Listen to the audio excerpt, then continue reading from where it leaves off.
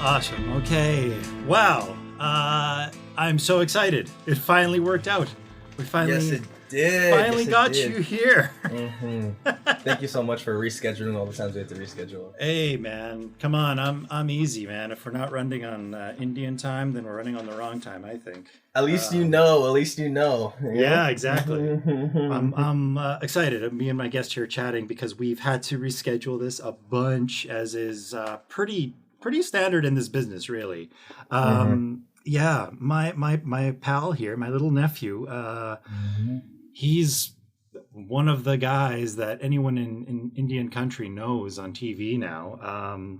Scott started in TV shows like Holly Hobby, Murdoch Mysteries, Tribal, a little movie called Beans where we met. That was pretty great times. You'll know him as Bear on Reservation Dogs. I mean, one of the greatest shows of all time. Can I please ask you to introduce yourself? Tell us your name, your ancestry, where your people are from, and your languages, please. Yeah, of course. Well, Ani Bojo. My name is Defero Musquades. In addition, my name is Defero Musquades. I was born in Toronto, Ontario, Canada, Treaty 13. My people are in northwestern Ontario at a reservation called Big Trout Lake. I am Oji-Cree-Anishinaabe. And I mean, I'm currently learning. My family, we speak, Oji-Cree, mixture of Anishinaabe-Moan and Swampy Cree. So yeah. That's awesome, man. Wow. Yeah, I'm learning. Yeah, me too. Like it actually wasn't until recently that I learned that my family was Rocky Cree and not for some reason I always just kind of thought we were Woodland Cree because it's TH dialect, What's the Swampy dialect? Which dialect is that? Do you know? Well, where my Cree side comes from is in Manitoba. So Manitoba, Swampy Cree area over there. Oji-Cree communities, they're pretty small communities. We're very small communities compared to other Anishinaabe communities. We're around, I don't want to guess it, we're maybe around like a handful of communities spread out throughout northern Ontario, northwestern Ontario, and Manitoba area. I'm a McKay clan. If anybody knows the McKay clans in Thunder Bay or Manitoba or northwestern Ontario, that's my family. Swampy Cree area though, so like Manitoba area. Yeah. We're not that big either, the Rocky Cree, but I mean, we'll get along. I remember when I took a trip out to Quebec. It wasn't during the time when we met, when we were filming Beans. I was a young man. I was about your age at the time, and I met this woman that spoke French and Cree from out there, and I was trying to have a conversation with her because she didn't speak English, and it was like it was pretty wild. It was pretty wild, but yeah, we're everywhere. Crees were everywhere, exactly. Especially down in Quebec over there. Especially in Alberta, man. I didn't even know this, but like Paulina Alexis. Shout out to Paulina Alexis, who plays Willie Jack on the show. She's a Nakota Sioux, but she knows and understands Cree. They speak a lot of Cree out there. Didn't even know that. So we're everywhere. We're everywhere. I remember, man, that was such a great time meeting. I'll get into how like we met and all that stuff later too. But the reason why I'm doing the show, I'm trying to, it's my way of giving back, inspiring other Indigenous folks, and just letting them get the chance to meet some of their idols, like yourself, other up and comers, new in the business, and just understand the journey that it is to be an artist. Where we got started, how all that worked out. Like, where was it that really started for you when you were young? Yeah, I started at 15 years old. Prior to that, I never thought I would become an actor. I never thought it would be realistic. It seemed like going to the moon. It seemed very unrealistic. It didn't even seem like I can comprehend it, or it would actually be something that can come towards me. But how it all started was I was 15 years old, and I was attending a Native American center in Toronto called Council Fire. It's located in downtown Toronto near Regent Park.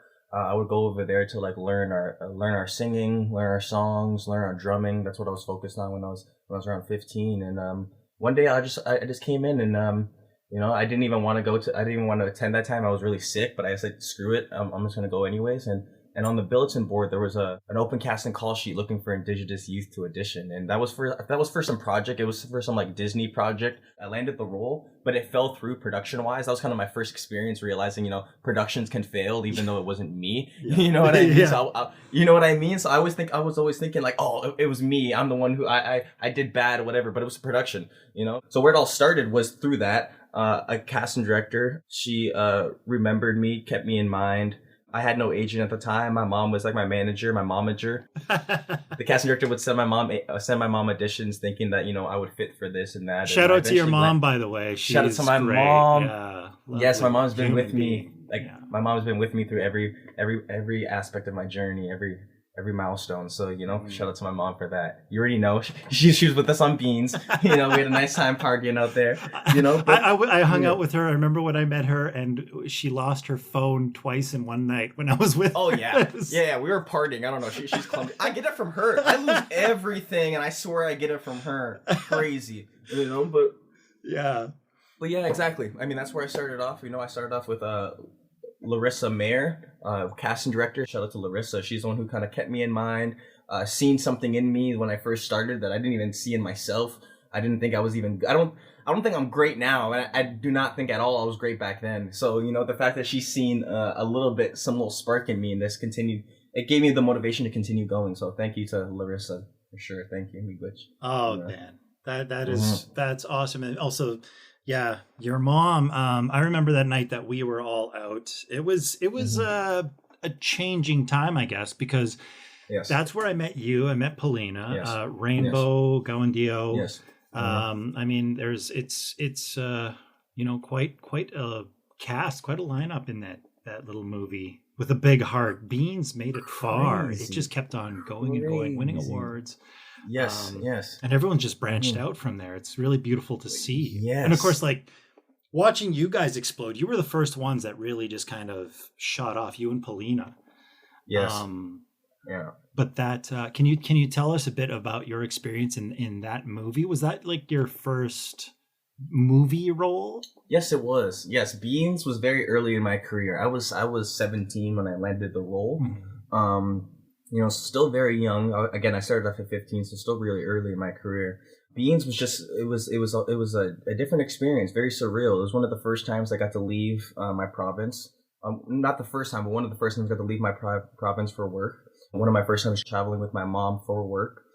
One of my first times in Montreal as a whole, honestly. I never got a chance to go to Montreal prior. I never got a chance to explore Ganawagi, Ganesitake, Akwesasne, the beautiful Mohawk communities that opened up their arms to let us in. I grew up very familiar with the Oka crisis, very familiar. My family very much being like, this is our Canadian resistance movement right here. This is our aim, our Alcatraz kind of thing, That was kind of our thing, So, growing up since I was a little kid, I would see these photos, I would see these, these documentaries that, 270 Years of Resistance, if I'm not mistaken. Growing up watching that, have very big memories of a kid watching these and, a sense of pride knowing that down the street from me, down the neighborhood, like just the city over, just the territory over, they did such amazing work and showed an example for other Indigenous communities around the world how to stand up. Yeah. So just to get into it, when I landed the role, I was very happy. We did the casting call. We did the last audition in Toronto. It was actually my first time. In my first and last time was that they did a workshop. I don't know if you were a part of that. I don't remember, but they did a workshop where they took all of the Aprils, all of the Beans, all of the Hanks, a bunch of us. There was probably like 30 Indian kids, 30 Indian actors right there. I actually didn't know that they had that big group there. So this is more of the production element of making a movie, like that a lot of people don't see. For sure. I mean, that was something I never experienced before. I mean, and again, never experienced after, was that they gave us a workshop. They gave us acting lessons as we were doing the audition, which is something very different. And even at the time, I thought it was very different. And still to this day, I never experienced anything since. But that was the time I got to meet Paulina Alexis, who plays April in the film. We hit it off right away. A little story that I love telling people talking about me and Paulina when we first met was that Tracy Deer and all the writers and directors, Meredith, they all said, okay, get up. All the Hanks get up and meet with the Aprils and make some chemistry with each other. And I remember all of the Hanks and Aprils meeting up with each other. And I'm like, I'm like, screw that. I'm too cool for that. I'm not gonna get up. You know what I mean? I'm not gonna do that. No, you know. And when I look over and everyone already has their little group, and the only two people left who didn't get up was me and Paulina. So I said, okay, so she's cool. So this, yes, exactly. So I'm like, she's cool then, you know. So I walk up to her and I'm like, yo, you're April. We're brothers and sisters, you know. Yeah. And you can actually see the photo. I gotta share it with you guys. There's a photo that we have that was that shows me and Paulina when we were both like 17 years old, you know, standing right next to each other taking the photo because all the Aprils and Hanks had to stick together. And right after that, we clicked. I mean, like, you know, Paulina's been my sister ever since, you know. We exchanged contacts. We've been texting after that audition process. When we landed the role, we messaged each other, you know, got to know each other. And then they shipped us right out to Ganawage. It was my first time. Yeah, it was my first time. You know, they gave me the option to either stay in Montreal or stay in Ganawage. And I said, screw that. I want to stay in the res. Like, I want to see what this experience is like. Both growing up there because, you know, our characters are from there. And just trying to get the whole Ganawage res life experience while I'm out there. Yeah. And it's a beautiful, beautiful reservation too. Beautiful community, and they have beautiful history. They have the absolute best parody smoke store names because I laughed every day I drove out there and would see the little shop signs for like best. All the Buds little cigarette stores, like Best Buds, yeah, all those little cigarette stores they got. Like there was one that was like a McDonald's sign, but it was definitely a smoke shop. It was not at all. It was not at all McDonald's. But no, the community, shout out to everybody in Ganawage. Everybody from Ganawage was such a beautiful souls and beautiful hearts. And you can very much see that warrior resistance still in them to this day. You know, you can tell they're ready to pick up those arms again and defend. You know? So that did not go anywhere. Absolutely. And it was incredible to be like, I was playing the dad and I was on the barricades and I was with the actual men who were there, right? Crazy. Yeah, the actual warriors who were there, and they were like, yeah, Buddy was like, that's me. That's the photo of me and that soldier, you know, the famous iconic photo. And he's like, somehow they got my picture, all of that.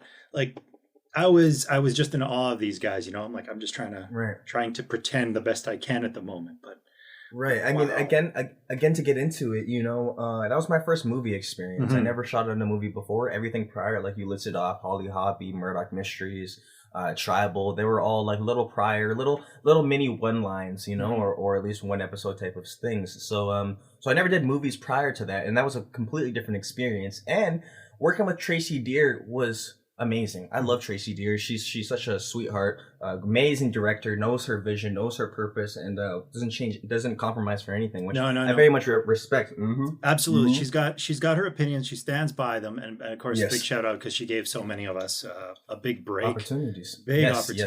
And what's amazing about that, I find too, working in Indigenous films, what you were talking about, how they were giving you acting lessons on site because we're uplifting each other. I don't find that in much other film, to be honest, like where they're pulling people out of obscurity and helping them while they're doing it, you know?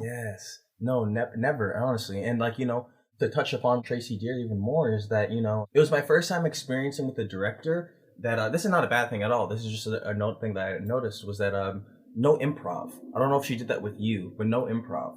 Like, it was very much like stick to the script, stick to what's written, you know, and that's perfect. I mean, she wrote the script. I respect it. You know what I mean? I respect a writer when they know their purpose, when they know, like, no, this is how it's going to be said. And that was definitely different for me, especially because I just came off of sets that were just one lines, that were just a few scenes, and I was still learning my craft. And to get it down exactly how she wants was definitely a challenge for me. Because my mind's all over the place. I want to improv. I want to throw in a little bit of myself in there. You know what I mean? I'm the same. Yeah. You know what I mean? Exactly. So you know, it was very much it was definitely a challenge. Definitely different. Definitely a different feeling for me as an actor to do it right, both for the Ganawage and both for the Mohawk communities as a whole, but also for Tracy Deer. You know, this was her personal story. She was 12 years old. She was Beans. You know, so to tell her story right was definitely a goal of mine. And also my character. You know, I was very much struggling in the beginning, accepting the role when I first got it because of the stuff Hank has to do. You know, and I remember Tracy Deer and Meredith, they sat me down and they explained to me, they said, you know, it sounds funny. I mean, they explained to me saying that, my character will help people in the audience realize that this is bad. The fact, if anybody hasn't watched the project yet, I don't have to spoil it too much, but if you have, my character is not a great character. He pushes himself onto beings. He's a shitty person, and I'm not. I like to think I'm not. I like to think that was like the complete opposite from me to Deferro Woon-A-Tai, Deferro McKay to Hank. Yeah, and I'll attest to that. You're please you're a real one, do. And but hey, what I do got to say about that scene that we shot that was very uncomfortable for me, for sure, and definitely uncomfortable for Gow and Dio, was that hey, the way they shot it was perfect. We had my first time working with intimacy coordinator. Yep. I'm pretty sure it was one of the first projects that really did that. Something like that. Especially when you're dealing with children in this scene. Underage children, exactly. I was 17 at the time. Gow and Dio was what, 15, 14? No, she was 14. Yeah. 14 years old, she was a kid. She was just a little kid, yeah. She was just a little kid, so it's definitely, you got to take that stuff really seriously and make sure that everybody on set is very comfortable. I mean, that was my goal. My goal completely was to make sure that Gow and Dio, to make sure everybody on set, not just Gow and Dio, not just me, everybody on set was comfortable, because it was very heavy. 12 years old. 12 years old. There we go. Yeah, I just remember. Whoa. Yeah, right. I know for that, and for that exactly. role, for a young, and you again, like both you, Paulina, very heavy subject matter. But you guys, yes. I think that's why you gravitated toward each other, which is incredible. I love that story of you guys finding each other, and then you grew together. You guys haven't left. No, we have not at all. You're like little siblings all the way. Very much so. I mean, right after while we were shooting Beans, me, Teo, Gow and Dio, Paulina, we all got our little. Shout out to Teo. Shout out to Teo. It was good to see him down in LA when I saw you down there.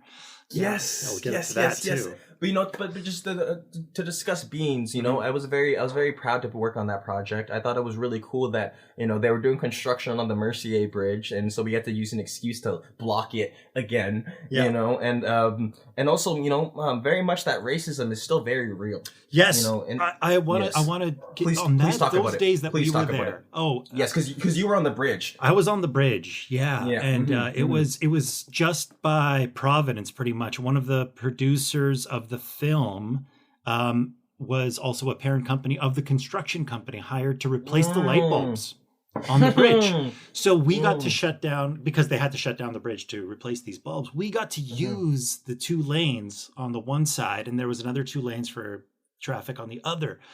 But people coming over, it was, I'm used to racism. Canada likes to pretend that it's not a racist country, but absolutely, there's a lot. Right. Right. And there was something about those Montrealers. They got that little bit of a zhuzh. I don't know. They really put that spice on it. Oh my God. Right. Yeah, it was wild. Right. They were like, I remember guys driving by yelling out like, "Fucking Mohawks, you should die." Right. And we're using that energy to actually create this story. It was coming from a really real place with these people that were screaming at us and like honking horns and trying to ruin takes, and exactly. I mean, like, look at it. What the Oka crisis happened in 1990. That was not long at all. No. People like to make it seem like it was like 1800s. That was 1990. The warriors and the racist people who protested in Chateauguay are still alive. Yeah. We already see. Love the depiction. We talk about it. I love the depiction that Tracy Deer did with the burning of the native. The riots that was done. Was very important, because it very much shows that, hey, like, Montreal, Quebec as a whole has a lot of hatred towards Native Americans, especially towards the Mohawk community. And as somebody who is Native American, not from Quebec, and going to Quebec, I seen that myself going over there, not speaking French, which is a big deal over there. They'll look at you weird if you do not speak French.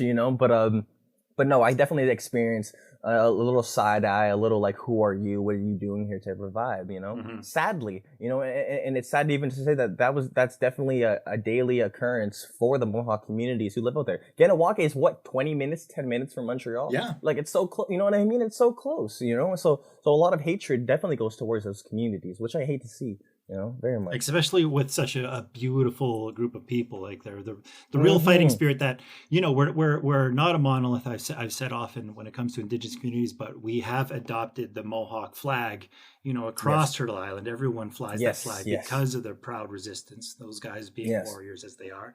Again, wonderful community. I look forward to the day that I'm able to visit again.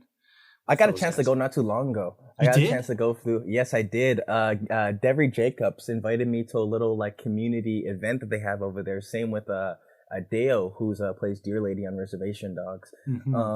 They brought us over there. They showed us a tour. They gave us these really cool tours. They showed us the history, the great, amazing history. If you're even non-Indigenous people, I feel like you should go to Ginawalge, go to the community centers and take their tours, their historical tours around the reservation. Everybody can go. It's not just Native people who go to see that. And the history out there is very beautiful. It's so important for every Quebecian, people who live in Quebec, because that's their history, Native or not. Go out there, experience the communities, go buy some fresh maple syrup, go do your stuff. You know what I mean? And it's always easy to hate from a distance. Once you actually know someone, that hatred will disappear. Well, very disappear because we're human. We're human. They're beautiful humans. Definitely go out there. I respect that so much. What I really admire is seeing your generation coming up being so incredibly proud of who they are, really pushing other people to see how proud we are of culture, of language, of land, and where we're from. Exactly. And that wasn't always the case, and it's really nice to see this because artists are in a lot of ways changing that narrative. There's been a lot of work. There's been a lot of work done, and I'm really proud just to know you, others like you. Same way, Uncle. Great elders. Same way. Yeah. Well, to wrap up Beans, long shoot nights. It was one of my first times experiencing overnight shoots, which was a lot. The scene where I got to throw Molotovs at the police officers was so much fun. I was messing up so often though, because they would give me they literally gave me like a bottle, and they put a little cloth in it, set it on fire. It really was on fire, and they're like, all right, that flame is gonna spark the other flame to set everything on fire, so you can't miss. They're like, you can't miss, don't miss. I missed 3 times, and each time they gave me it back, the bottle got more and more broken. So just think of a regular sized bottle, and after the third take, it was the bottle was like that. I was my face was so close to the flame. I was like, please, this is the last chance. Don't mess up. Throw it on there.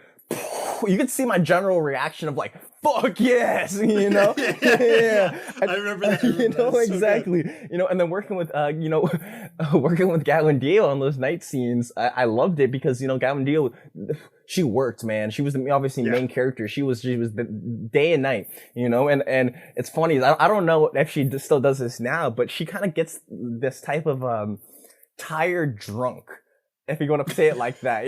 She starts just giggling, laughing off for nothing. It's 4 in the morning, and she's just you can tell she looks drunk. She's she's tired. She's really tired, she's swaying back and forth, eyes closed, laughing at stupid jokes. You know what I mean? It was my first time seeing that was my first time seeing so much dedication from an actor like Gawandio, and the passion that she did and the passion that she showed.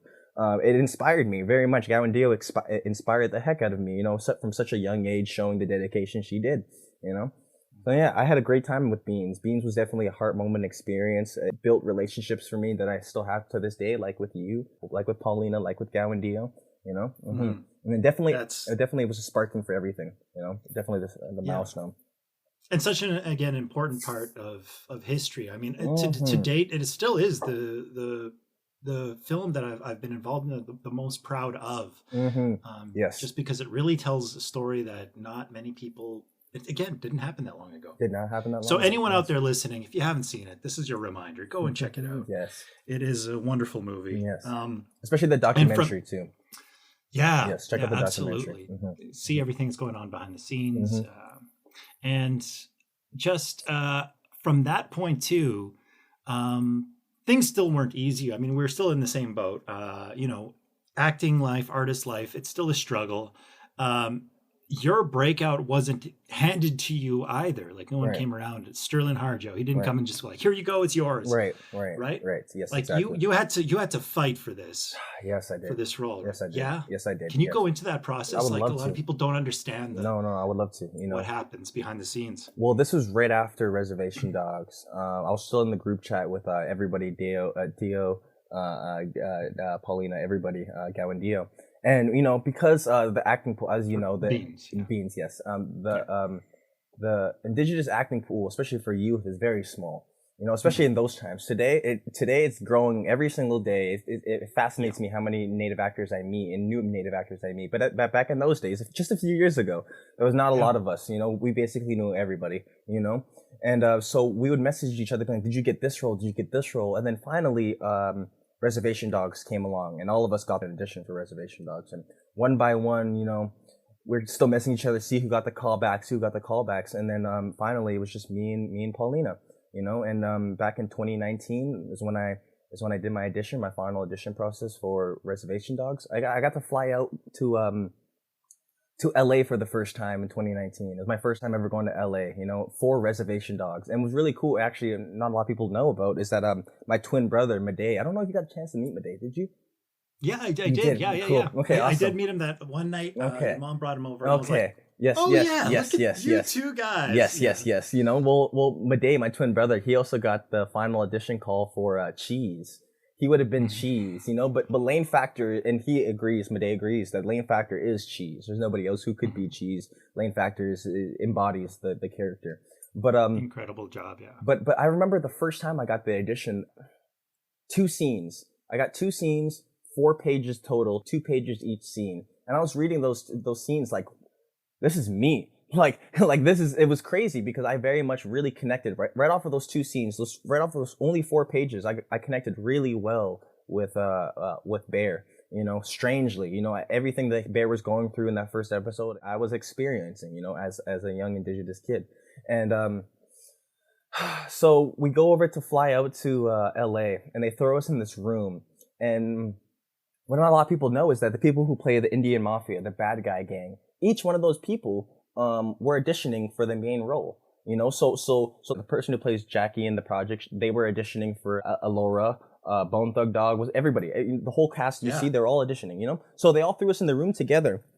And fun fact too as well, the actor who plays Daniel Dalton Kramer, me and him were the only 2 left for Bear. So my competition was just Dalton. Wow. Was it very interesting? And let me tell you, it was my first time experiencing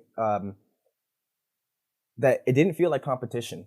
I get thrown into the rooms prior. I got thrown into so many rooms with so many different actors. And as an actor, and honestly, as living in a Western society as we do, I'm like, competition. Like, I need to get this role, F this guy, like that type of stuff. But that was not like that at all in that room. It was never, we weren't like, ooh, you're going to get the role over me. No, we were just generally happy that we were there and generally happy that at least one of us native kids will get it. We were just excited to see someone native on the screen, regardless of who it was.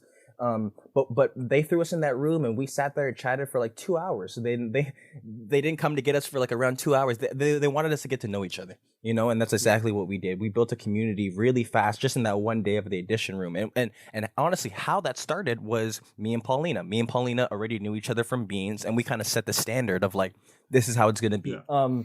No, but then so what ended up happening was, Taika Waititi, Sterling Harjo, Angelique Mid-Thunder, Garrett, they all came into the room and they're like, all right, we're gonna start, and that turned into kind of like on mode. Everyone has went like, okay, let's do it. We got to do this now, Yeah. And one by one, we all got called into the room. And what's crazy is that some people would leave with laughter. You hear in that room laughter. If you know Sterling Harjo's laugh, you know what I'm talking about. Very much a hyena type of laugh. Give us an example. What's your impression of his laugh? Come on. He's like, ha ha. I can't even do it. I cannot even do it. I don't know if that's like Muskogee Creek thing in him or something, but like, man, this guy got to like contagious laugh. Yeah. And just you impressing it got me going. It's hopefully that's like what it is, because it was very similar, But yeah, so what happened is one by one, everyone comes in the room and everyone's leaving laughing, and I'm like, damn, you got to be funny. I'm like, you got to stand out and be funny, So what happened is that right before I walked into that room, I took a deep breath and thought, like, this is what I want to do. This is what I came to do. No fear, stopped me prior, so it's not gonna let me stop me now, because I was very nervous, like very nervous, man. Like, you're auditioning in front of great people. Sterling Harjo is legendary even prior to Reservation Dogs in the Indian country, and I've seen his projects, so I was very nervous. And so I walked in, and my audition was the first episode and in Reservation Dogs, where Bear's like, "What's up, guys? It's Bear. This is our hideout. This is the gang," and everything like that, right? That was my audition. And I remember walking in and seeing Sterling play his guitar, his nice acoustic guitar up there. He was playing songs that get me comfortable, whatever.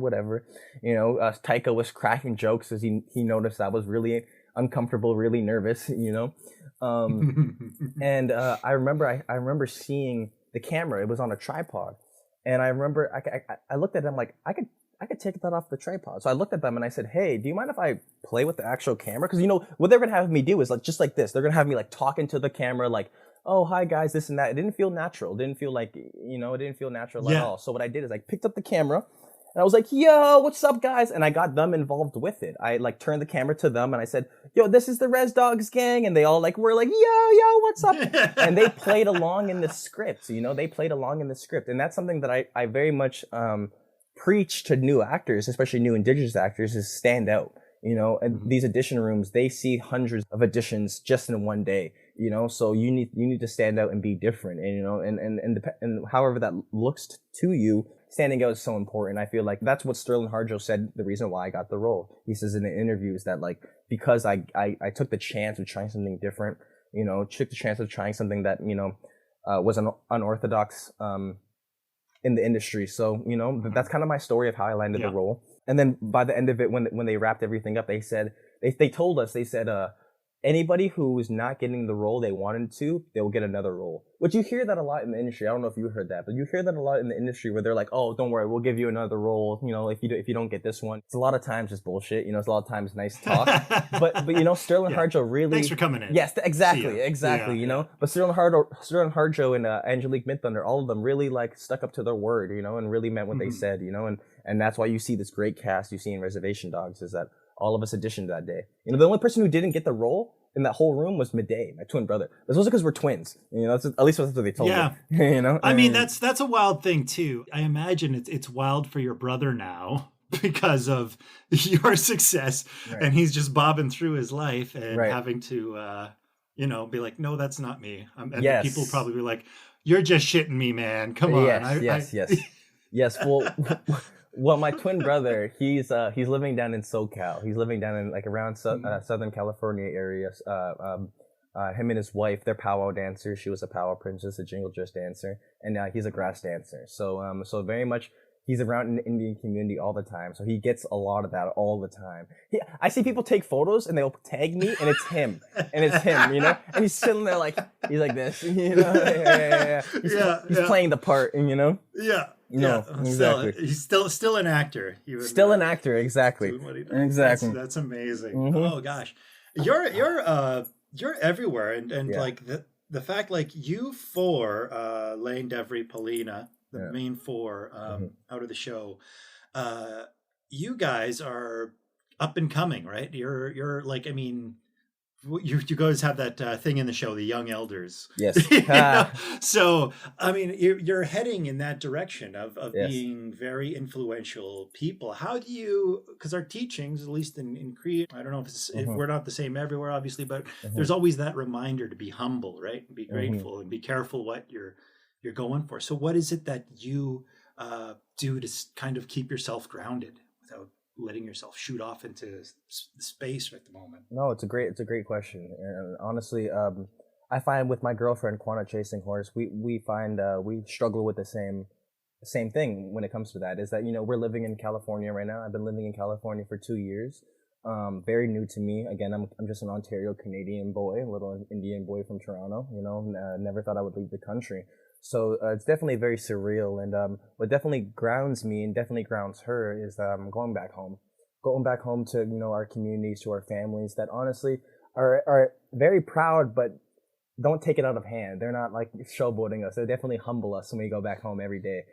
So what I mean. As much as they care, they don't care. You know what I mean? Like, exactly. And that's very humbling, and especially growing up, growing up not being in the industry. So I have a lot of friends who are not in the industry. That's another very humbling thing too, as well, is that, having friends around you who are not in the industry, who don't need to feed your ego just to be around you, and just want to be around you because they knew you prior. And that's two of the best things. Two of the best things that helped me is going back home, seeing family, going back to the indigenous community I come from in Toronto, seeing my family out there who just humble me every day, my friends who humble me every day. And going, honestly, I'm about to go right now. I'm about to go out and we're about to go hiking. I mean, I think one of the best things to do as well is to humble yourself, is to go back to nature, spend time in nature and spend time to see where we all come from, and to see that, like,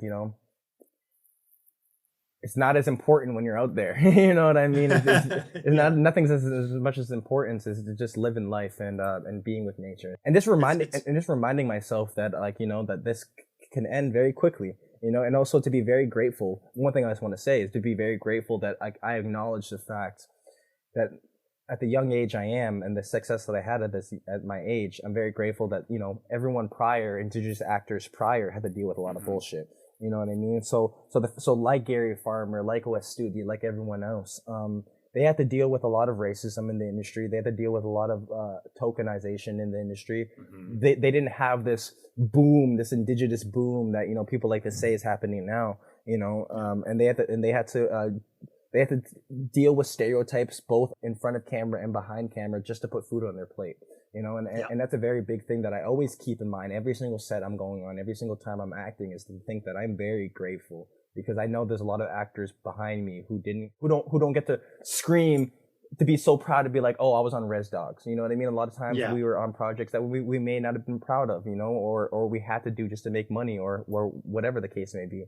And that's another thing that really much grounds me and keeps me humble, is that, I'm very lucky, and I see that I'm very lucky. Yeah. Those are much needed words. The fact that even at your level, and I'm not just feeding your ego or anything like that, because I'd keep you humble. Bannock, I'll eat way more bannock than you any day of the week. I'll take you down. I miss bannock, man. They don't got bannock over here. Sorry for interrupting you. Go on. Yeah. Oh, I wanted to say too, it's nice to see you haven't lost your aboot. You can hear it? I'm trying to lose it, man. I know, doing that more generic thing, but yeah, I'm hearing it creep out. You even said Toronto at one point. Did I say Toronto? Oh, you said, you've been saying Toronto mostly, but you said the first one, Toronto. I was like, see? He's working on that accent. Exactly. I'm not from there, man. No. Yeah. Oh, that's bad. I didn't even say. If real Toronto people will know what I'm talking about, know what you're talking about too. So I'm gonna get my ass whooped when I get back. When I get back over there, I want just a fun little game while we're still with these. All the great people you've worked with on Reservation Dogs. Because there's, you had the who's who, the murderer's row of indigenous actors were on that show. Yes. Yeah, like you said, Wes, Graham, all these guys. But out of the four of you, Paulina, Devry, Lane, which one of them would you label as the young elder? Which one would you say, because you're a drummer, if I remember. Yes, I am. Right? Yes, I am. Which one of them would you say would be the best member of a drum group with you? And which one of them, whose bannock would you steal? Which one is you take their bannock? That's no bannock crazy. for you. Well, you're talking about the cast of Res Dogs. Yes. Talking about the cast of Res Dogs. Okay. Well, young elder, drummer, bannock theft. Young elder straight up goes right to Devry Jacobs. Devry Jacobs is the definition to me of a young elder. Very much so. She's been in the industry a lot longer than us. A lot longer than the rest of the Res Dogs. And her experience is definitely guided and influenced the rest of us. And to speak on behalf of everyone else, that she very much did. If we had questions in interviews, if we didn't know what to say or what to do during an interview, or what to say or what to do on set, if we wanted to improv, we go to Devry Jacobs. And same thing with when it comes to knowing people in the industry, learning about people in the industry. Devry definitely protects us. Who to stay away from, who to watch out for. She very much she knows and knows the best for us and how to protect us because herself she's definitely, as an indigenous woman herself, she's definitely experienced terrible stuff in the industry, and so to protect us and to make sure that didn't happen to us is very grateful. And I'm not calling her out on anything, but very, very grateful that she's definitely looked out for us the way she has. So young elder goes to Devery Jacobs for sure. Who would be nice on my drum group would be Paulina Alexis. Now I don't know if you know this, but the Alexis family, they are famous. Like where she comes from, her people, her family, great singers. Creator blessed them, each and every one of them, with like just great vocals. Paulina could rip. Paulina could sing really fucking well. Yes. Yeah. Yep. Wow. The Alexis singers, Logan Alexis singers, definitely check them out. Very talented drummers, very talented traditional singers, and they've been doing it since they were kids. Their whole family, grandfather, father, you know what I mean, uncles, aunties, everybody's a singer in that family. And not even just traditional singer as well. Her family has a rock band. They rock out. What? Yeah, they've like I don't remember. Don't mistake me. I don't know if it's like in their garage or something like that, but they rock out like every night, every day. So I forgot what their band name was, which I'm pretty sure it's like a Cree word. I'm pretty sure it's like a Cree word or something like that. It's even funnier, but I could be wrong. It could be like a Sioux word, a Nakota word, whatever. But no, like they are very much. Who knows? Yeah, something like that, But no, great singer. So definitely Paulina Alexis, and who's Bannock I'd love to eat.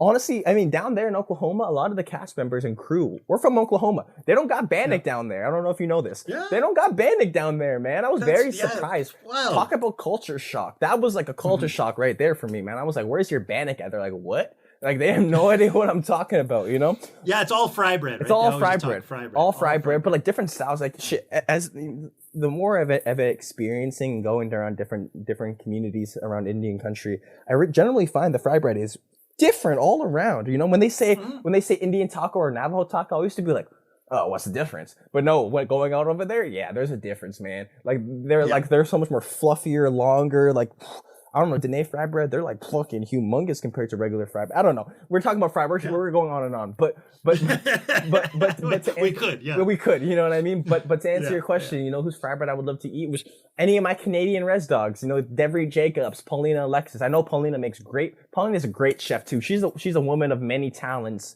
Horseback rider, singer, traditional singer, and regular singer, actor, model, guitar player, you know what I mean? She's a chef. She could quit acting and go work in a restaurant, start her own restaurant. She's that good, man. Yes.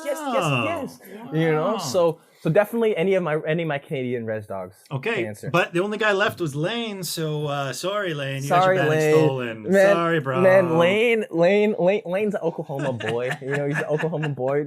He doesn't know nothing about Bannock. He didn't even get to have Bannock. He didn't even get to hand Bannock. Exactly. They don't have it down there. Too bad. Mm-hmm. Yeah. But yeah. When I was coming up in this business, it was always in person.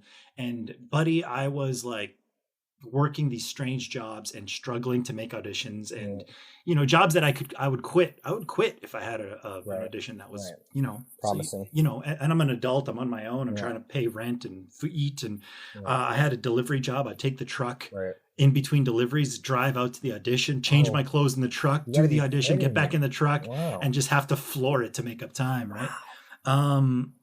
But that was what life was. But now, like, most of the stuff we're doing a lot online, which I find great. Mm-hmm. But someone coming into this, there's a lot of things you got to know, and it's kind of expensive. If you're like a struggling up and coming artist, you got to get like a good setup, good lighting, good all this stuff to, like you said, stand out, make yourself better. Yes. And you don't want to stand out for the wrong reasons. Yes, that's a great point. You don't want to stand out for the wrong reasons at all. Yeah, you don't want to be remembered for having the shitty, like, is this guy in his garage with a 60-watt bulb swinging around on the ceiling? Bad, like, and you're going to do the best that you can with what you can. But No, I get you. I mean, can I speak about that for a little bit? Yeah, that's exactly. I want your thoughts on this. As an actor who, especially now, As an actor in my early career and not having a lot of money, I was working 9 to 5 myself. You know, I worked at McDonald's for 2 years. I worked at a movie theater. I worked at a native restaurant in Toronto.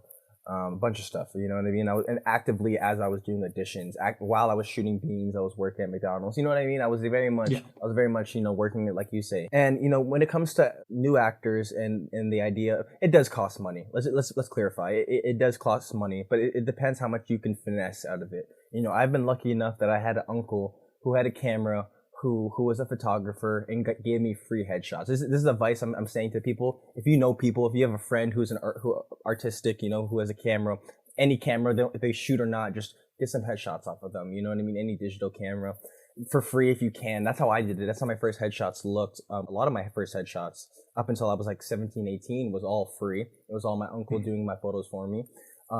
Man, let me tell you, when it comes to like, you know, tripods and doing self-tapes by yourself at your home,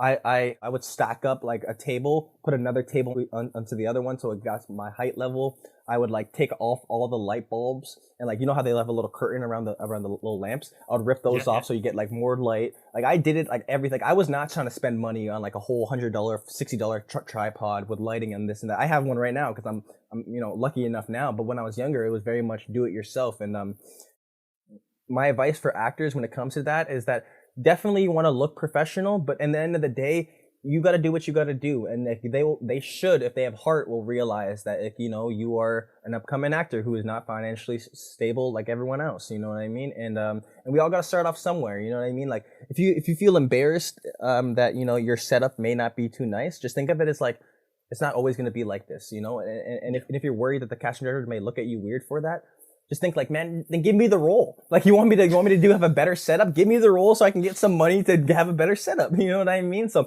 never feel ashamed. Anybody shouldn't really feel ashamed at all. Cause I was there. I've been there where, you know, I had a whole family household of people. I have to tell each one of them to be quiet. I'm doing an audition for like 30 minutes. You know what I mean? It's a lot. You know, I have 3 dogs. So very much like it's a struggle to get it right and to do it right. But that's the part of it. That's the part of it I love so much is that hustle, that okay, we need to do it. We need to do it ourselves type of way. That's the hustle. And that's kind of that's what something you would definitely remember when you make it, however you want to make it. You know, you remember back in those times being like, yes, I stacked up a bunch of tables together and like used the lighting from whatever to whatever. Like I still did that while we were shooting Res Dogs. Like I have photos I need to send you of me stacking up chairs, stacking up light bulbs all around me, having Paulina hold a light bulb like a lamp. You know what I mean? Like in the perfect direction. Like that type of stuff, man. It's community.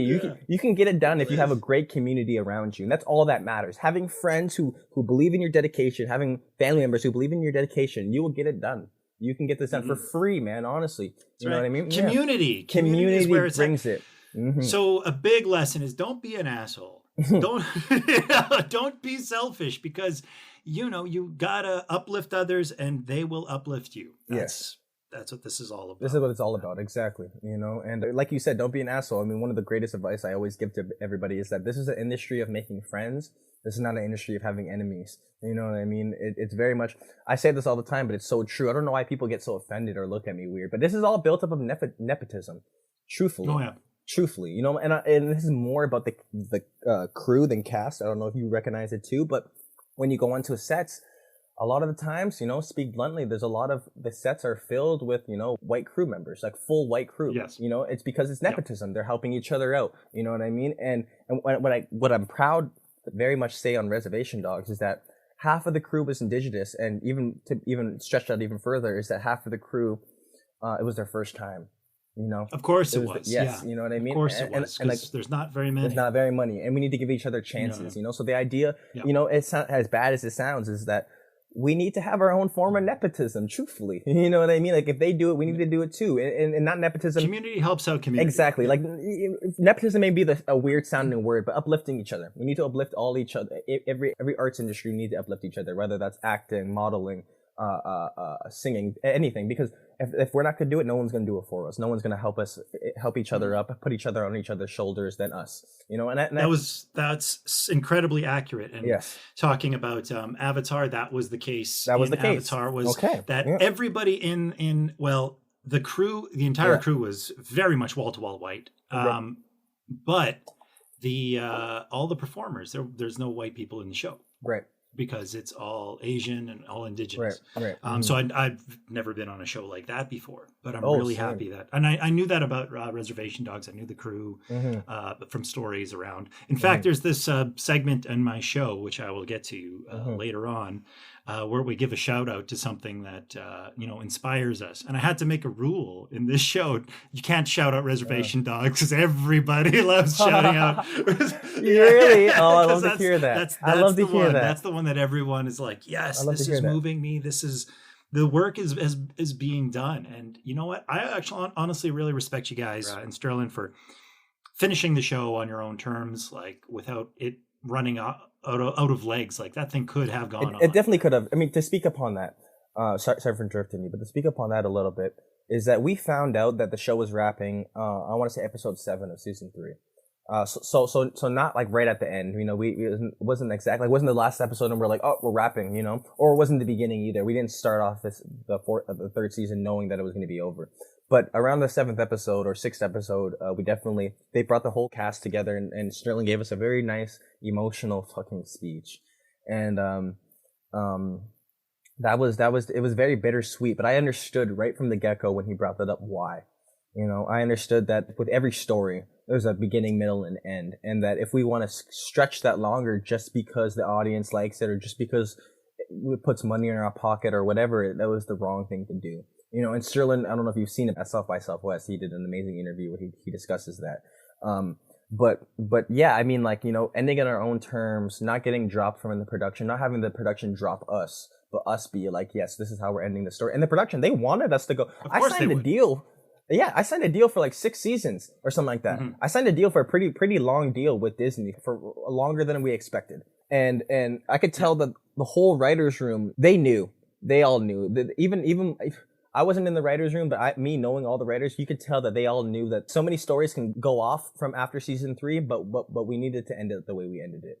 So, I'm very proud of what Sterling created over there, because that's his story. That's his baby. You know what I mean? Very, very much so. And as he says that it needs to be seen as perfect, or at least, as perfect as we made it. Like we don't want to lose that momentum, and which honestly, personally, I don't think we did. As an actor on the set, I don't think that we were losing that momentum. I don't think we were losing that passion. No, you guys were just growing. You guys finished exactly. It feels like you guys finished on a sprint. You're in the middle of that 100 yards, just flying. Yeah, set the record and let it go. Yes, and let it go. But it opened up great doors for other creators.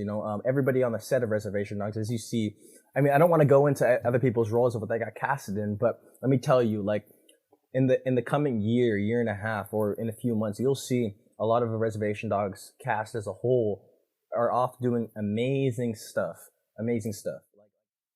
Yeah, that's what it's about, man. Maybe one day we'll be able to get that colonial feeling of, oh no, these guys are in the room, we gotta beat them now. Right. There's too many natives. Yes. And also in the crew too. Like I'm really excited that there's going to be a lot of indigenous crew members out there. They're growing too. They're exploding. Yes. On that note, we're at our time, my brother. I'm so sorry. I have so much more stuff I want to discuss, man. All right, so this is it. To wrap this all up right now, I just wanted to give you a chance to roll out the red carpet, as I call it, and give a shout out to something out there that you're especially inspired by, someone, something, some project that you've got your eye on that is really filling your soul right now. Oh, wow. Your spirit. Well, I love to shout out the first person that comes to mind. I love to shout out Angelique Midthunder, the woman who did the casting directing for Reservation Dogs. She's a very important member of our community. She's a non-indigenous woman, but very much knows our community, knows how we act, knows what we look like, not fitting those stereotypes. And we need more people in those casting directing chairs who are indigenous, and also, if not indigenous, like Angelique Midthunder, who know our community, not going to cast off of stereotypes, not going to look for like the closest looking John Wayne looking Native American, So very much the first person to come to my mind is Angelique Midthunder. She believed in me. She believed in so many Native kids. She went above and beyond. A lot of times you hear the excuse, oh, there's not enough Native actors, which is a terrible excuse. I hate hearing that. it's just they're not looking hard enough at all, you know. And Angelique, she looks everywhere. She looks at rural communities, reservations, urban cities, everywhere in between. She's looking, and that's it. And for casting directors, she should be the standard. She should be the pillar for great casting directors when it comes to casting native projects or just casting as a whole. Angelique Midthunder is an amazing woman, and look what she did. She casted all of Reservation Dogs, everyone down to the last line, you know, smallest line in the project, and every single person did their job properly. So very much so, my love and heart goes to Angelique Midthunder. I love that, man. That is such a great shout out. Yes. Man, DeVar, it's been such a pleasure. I mean, I've seen you everywhere I've gone. Both times I've been to LA now, which is nuts. Oh yeah. We gotta come see me again, man. You gotta come see me again. I will. Sure. I will. I'm really hoping that we get to hang out again. Yes, we will. Yes, we will. Much love. Much love, Kisagiten, as we say in Cree. Gazagian. Yeah. Right you know, on. hey, we'll meet. That's the other dialects. Yeah. Oh yeah, we got a little bit of dice, but yes, Gazagian. You know, Bam up here. I'll see you guys later. You know, very much so. Much love. Much love. Much love.